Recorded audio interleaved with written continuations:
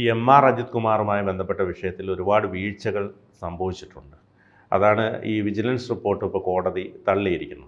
ഇപ്പം റവാഡ ചന്ദ്രശേഖറിൻ്റെ കാലാവധി കഴിഞ്ഞാലും അജിത് കുമാർ സർവീസിലുള്ളത് കൊണ്ട് ഒരുപക്ഷെ മറ്റ് പ്രശ്നങ്ങളില്ലായിരുന്നെങ്കിൽ അദ്ദേഹത്തെ DGP ആക്കാൻ മുഖ്യമന്ത്രിക്ക് കഴിയുമായിരുന്നു. പക്ഷേ ഇപ്പോൾ അതൊന്നും സാധിക്കാത്ത വിധത്തിലേക്ക് കുരുക്ക് മുറുകിയിരിക്കുകയാണ്. ലേറ്റസ്റ്റ് ആയിട്ട് എന്താണ് സംഭവിച്ചിരിക്കുന്നത്? അതായത് നമുക്കറിയാം, ഈ അജിത് കുമാർ വിഷയം ഉയർന്നു വന്നത് എങ്ങനെയാണ്? PV അൻവർ ഒരു പത്രസമ്മേളനം നടത്തി പറഞ്ഞതിലൂടെയാണ്. പക്ഷെ PV അൻവർ ഉന്നയിച്ച ആരോപണങ്ങൾ അതിഭീകരമായ ആരോപണങ്ങളാണ്.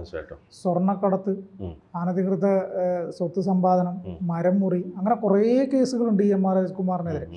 അതിൽ പ്രധാനപ്പെട്ട ഒരു സാധനം ഈ വിവാദമായ കരിപ്പൂർ സ്വർണ്ണക്കടത്താണ്. അതിൽ കേസിൽ ADGP ഇടപെട്ടില്ലെന്ന് തെളിയിക്കാൻ പോലീസുകാർ അടക്കമുള്ള കീഴുദ്യോഗസ്ഥരുടെ മൊഴി മാത്രമാണ് ഈ അന്വേഷണ സംഘം ഏറ്റെടുത്തത്. അതായത് ഈ സ്വർണ്ണക്കടത്തും ഈ പറഞ്ഞതുപോലെ മലപ്പുറം SP ഓഫീസിനകത്തു നിന്നുള്ള മരം മുറിച്ച കേസ്, അങ്ങനെ ഈ കേസുകളെല്ലാം ഒതുക്കി തീർക്കുന്നതും അവർക്ക് വേണ്ട സൗകര്യങ്ങളും ചെയ്തു കൊടുക്കുന്നതും അജിത് കുമാറാണെന്നും അജിത് കുമാറിന് ഇതിനെല്ലാം കമ്മീഷനുണ്ട് എന്നും പറഞ്ഞിട്ടാണ് PV അൻവർ വാർത്താ സമ്മേളനം നടത്തിയത്.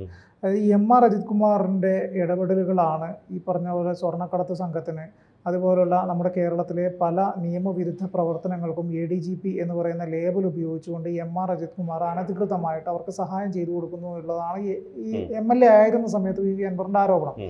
അപ്പോൾ അങ്ങനെ ഒരു ആരോപണം ഇടതുപക്ഷത്ത് തന്നെയുള്ള ഒരു MLA വന്ന സ്ഥിതിക്ക് അന്നത്തെ സാഹചര്യത്തിൽ അത് പാർട്ടിയിൽ അറിയിക്കണമായിരുന്നു എന്നതാണ് അജിത് കുമാറിനെതിരെയുള്ള ആരോപണത്തെക്കുറിച്ച് അന്ന് CPM എടുത്ത നിലപാട്. അപ്പോൾ ഈ PV അൻവർ എന്തുകൊണ്ട് ആദ്യഘട്ടത്തിൽ ഇത് മാധ്യമങ്ങൾക്ക് മുന്നിൽ പറയുന്നതിന് മുമ്പ് പാർട്ടിയോട് പറഞ്ഞില്ല എന്നുള്ള ചോദ്യം മുഖ്യമന്ത്രി ഉൾപ്പെടെ ചോദിച്ചു. അപ്പം ഞാനിവിടെ മുഖ്യമന്ത്രി ആയിരിക്കുമ്പോൾ നീ പത്രസമ്മേളനം നടത്തി പറയുകയല്ല, അത് കൃത്യമായിട്ട് സർക്കാരിനെ അറിയിക്കുകയാണ് ആദ്യം ചെയ്യേണ്ടിയിരുന്നത്, വീഴ്ച സംഭവിച്ചിട്ടുണ്ട് അൻവറിൻ്റെ ഭാഗത്തു നിന്നും പറഞ്ഞു. പക്ഷേ അതെല്ലാം ഇപ്പോൾ വിശദമായ ഒരു പരാതിയായിട്ട് CPM സംസ്ഥാന സെക്രട്ടറിക്കും മുഖ്യമന്ത്രിക്കും ഒക്കെ PV അൻവർ പിന്നീട് എഴുതി നൽകുകയും ചെയ്തു. അതിനുശേഷം ഈ വിജിലൻസ് അന്വേഷണം വേണം എന്ന് പറഞ്ഞുകൊണ്ട് PV അൻവർ വിജിലൻസിന് ഒരു പരാതി കൊടുക്കുകയാണ്. അതായത് അതിൽ കൃത്യമായിട്ട് ചൂണ്ടിക്കാണിക്കുന്നുണ്ട് ഇദ്ദേഹത്തിൻ്റെ തിരുവനന്തപുരത്ത് പണിയുന്ന ആഡംബര ബംഗ്ലാവ് ഉൾപ്പെടെയുള്ള കാര്യങ്ങളെല്ലാം വിശദമായിട്ട് അക്കമിട്ട് നിരത്തിയിട്ടാണ് PV അൻവർ ഒരു പരാതി കൊടുക്കുന്നത്. അപ്പോൾ ഈ പരാതി ഫയൽ സ്വീകരിച്ച വിജിലൻസ് ആഭ്യന്തര വകുപ്പ് വിജിലൻസ് അന്വേഷണം പ്രഖ്യാപിക്കുകയും അന്വേഷണം നടത്തുകയും ചെയ്തു. വിശദമായ അന്വേഷണം നടത്തി വിജിലൻസ് ഒരു റിപ്പോർട്ട് മുഖ്യമന്ത്രിക്ക് സമർപ്പിച്ചു. മുഖ്യമന്ത്രി ആ റിപ്പോർട്ട് അംഗീകരിച്ചിട്ട് ഈ അജിത് കുമാറിന് ക്ലീൻ ചിറ്റ് നൽകി ആ റിപ്പോർട്ട് കോടതിയിൽ സമർപ്പിച്ചു. അപ്പം കോടതിയിൽ സമർപ്പിച്ചപ്പോഴാണോ ഈ വിശദമായ റിപ്പോർട്ട് എന്ന് പറഞ്ഞിട്ടുള്ള ഈ റിപ്പോർട്ട് പരിശോധിക്കുമ്പോൾ അവർക്കൊരു കാര്യം മനസ്സിലാവണം. അതായത് ഓരോ കേസിലും, അതായത് ഓരോ ആരോപണങ്ങളെന്ന് പറഞ്ഞു കഴിഞ്ഞാൽ ഈ പറഞ്ഞ സ്വർണ്ണക്കടത്ത്, അനധികൃത സ്വത്ത് സമ്പാദനം ഉൾപ്പെടെ ഈ അക്കമിട്ട് നിർത്തിയ ഓരോ ആരോപണങ്ങളിലും ഇവർ മൊഴിയെടുത്തിരിക്കുന്നത് മുഴുവൻ അജിത് കുമാറിൻ്റെ റേഞ്ചിന് താഴെയുള്ള അല്ലെങ്കിൽ അജിത് കുമാറിനോട് അനുഭാവം പ്രകടിപ്പിച്ചിട്ടുള്ള പോലീസ് ഉദ്യോഗസ്ഥന്മാരുടെ മാത്രം മൊഴികളാണ് എടുത്തിട്ടുള്ളത്. ഈ മൊഴികളുടെ അടിസ്ഥാനത്തിലാണ് അജിത് കുമാറിന് ക്ലീൻ ചിറ്റ് നൽകുന്ന ഒരു റിപ്പോർട്ട് വിജിലൻസ് മുഖ്യമന്ത്രിക്ക് വെച്ച് മുഖ്യമന്ത്രി ഒപ്പിട്ട് കൊടുത്തിരിക്കുന്നത്. അപ്പോൾ ഈ പറഞ്ഞതുപോലെ തന്നെ കീഴുദ്യോഗസ്ഥരുടെ മൊഴി ആശ്രയിച്ചാണ് ADGPക്ക് വിജിലൻസ് സംഘം ക്ലീൻ ചിറ്റ് നൽകിയത്.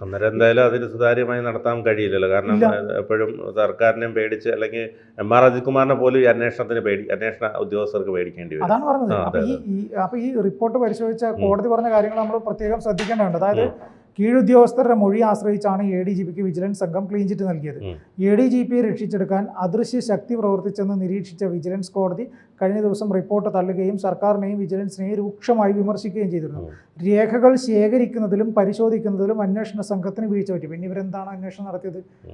ആരോപണ വിധേയനായിട്ടുള്ള ആളുകൾക്കെതിരെ തെളിവ് എന്ന രീതിയിൽ രേഖകൾ പരിശോധിക്കാൻ അവർ തയ്യാറായിട്ടില്ല. അത് നമ്മൾ കഴിഞ്ഞ ദിവസം പറഞ്ഞൊരു കാര്യം എന്ന് വെച്ച് കഴിഞ്ഞാൽ ഇദ്ദേഹത്തിൻ്റെ പല ഇടപാടുകളെക്കുറിച്ചും സ്വത്ത് വരവ് ചെലവ് കണക്കുകളെക്കുറിച്ച് പോലും കൃത്യമായിട്ടുള്ള ഒരു അന്വേഷണം ഈ പറഞ്ഞ പ്രത്യേക അന്വേഷണ സംഘം നടത്തിയിട്ടില്ല.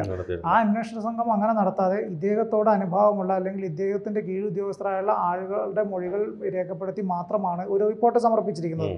അതോടൊപ്പം തന്നെ ADGPയുടെ വാദം പിന്തുണയ്ക്കുന്നവരുടെ മൊഴികളാണ് അന്വേഷണ റിപ്പോർട്ടിൽ കൂടുതലും. വിവാദമായ കരിപ്പൂർ സ്വർണ്ണക്കടത്ത് കേസിൽ ADGP ഇടപെട്ടില്ലെന്ന് തെളിയിക്കാൻ പോലീസുകാർ അടക്കമുള്ള കീഴുദ്യോഗസ്ഥരുടെ മൊഴി മാത്രമാണ് അന്വേഷണ സംഘം അടിസ്ഥാനമാക്കിയത്. ഭൂമി ഇടപാട് അന്വേഷിക്കുന്നതിലും വീഴ്ചയുണ്ടായി. വസ്തു വാങ്ങൽ, വിൽപ്പന എന്നിവയ്ക്കുള്ള അനുമതി പത്ര റിപ്പോർട്ടിൽ ഉൾപ്പെടുത്തിയില്ല. അജിത് കുമാറിനും ഭാര്യയ്ക്കും തൃശ്ശൂരിലും തിരുവനന്തപുരത്തുമായി 6 ആധാരങ്ങളിലായി 8.77 കോടി മൂല്യമുള്ള 80.21 സെന്റ് വസ്തു ഉണ്ടെന്നാണ് വിജിലൻസിന്റെ റിപ്പോർട്ട്. നമ്മൾ മനസ്സിലാക്കണം, അജിത് കുമാറിനും ഭാര്യയ്ക്കും ഏകദേശം 8 കോടി രൂപയോളം ഇതെല്ലാം 6 ആധാരങ്ങളുണ്ട്. 6 ആധാരങ്ങളും കൂടി 8 കോടി രൂപയുടെ ആസ്തി ഉണ്ടെന്നാണ് പറയുന്നത്.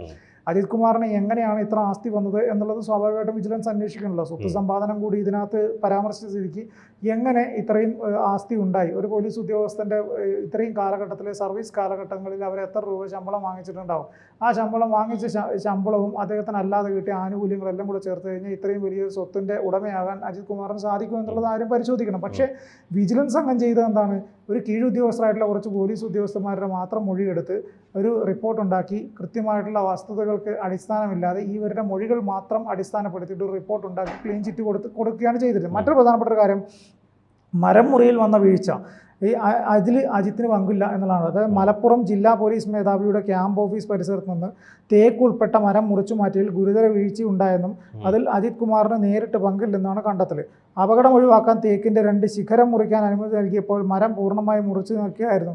ലൈസൺ ഓഫീസർ ASI സജീവനാണ് നേതൃത്വം നൽകിയത്. 3 തേക്ക് തടികൾ 51,533 രൂപയാണ് 2021 ജനുവരിയിൽ വനംവകുപ്പ് വില നിശ്ചയിച്ചത്.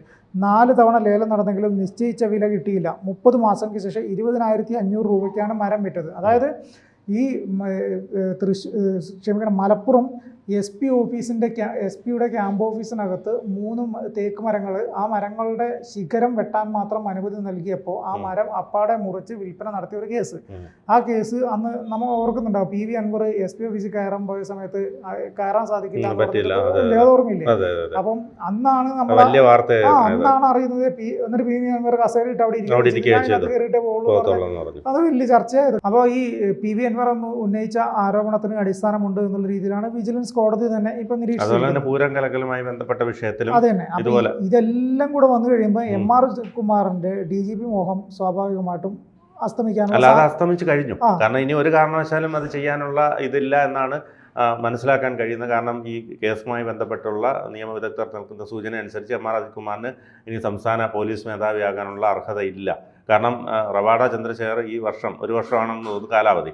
പക്ഷേ MR അജിത് കുമാറിന് 3 വർഷത്തോളം കാലാവധിയുണ്ട്. പക്ഷേ എന്നാൽ പോലും അദ്ദേഹത്തിന് DGP ആയി വിരമിക്കാൻ കഴിയില്ല എന്നാണ് നിയമവൃത്തങ്ങൾ സൂചിപ്പിക്കുന്നത്. അത് സ്വാഭാവികമായിട്ട് അങ്ങനെയല്ലേ വരുള്ളൂ. കാരണം ഇത്രയധികം ആരോപണങ്ങൾ നേരിട്ടിട്ടുള്ള ഒരാൾ, ആ വ്യക്തിക്ക് അടുത്ത DGP എന്ന് പറഞ്ഞു കഴിഞ്ഞാൽ എപ്പോഴും ആരോപണങ്ങൾക്ക് അതീതനായിരിക്കണം. കാരണം ഒരു സേനയെ മുഴുവൻ മുന്നോട്ട് കൊണ്ടുപോകുന്ന ഒരാൾക്ക് അദ്ദേഹം ഒരു ആരോപണ വിധേയനായിട്ടുള്ള ഒരാൾ ആ സ്ഥാനത്ത് വന്നിരുന്നത് ആ സേനയെ തന്നെ വിശ്വാസതയില്ലാത്തൊരു ഇതായിട്ട് കൊണ്ടുപോകും. അപ്പോൾ അതുകൊണ്ട് തന്നെയാണ് ഈ പറഞ്ഞതുപോലെ ഈ PV അൻവറിൻ്റെ ആരോപണങ്ങൾക്കും അടിസ്ഥാനമുണ്ട് എന്നുള്ള രീതിയിൽ വിജിലൻസ് കോടതി ഇപ്പോൾ പറഞ്ഞിരിക്കുന്നത്. ഇനി വിശദമായിട്ടുള്ള അന്വേഷണങ്ങൾക്കാണ് വിജിലൻസ് കോടതി നിർദ്ദേശം നൽകിയിരിക്കുന്നത്. ആ റിപ്പോർട്ട് കൂടെ വന്നു കഴിയും പറയാം അജിത് കുമാറിൻ്റെ ഭാവി ഇനി എന്താകും എന്നുള്ളത്.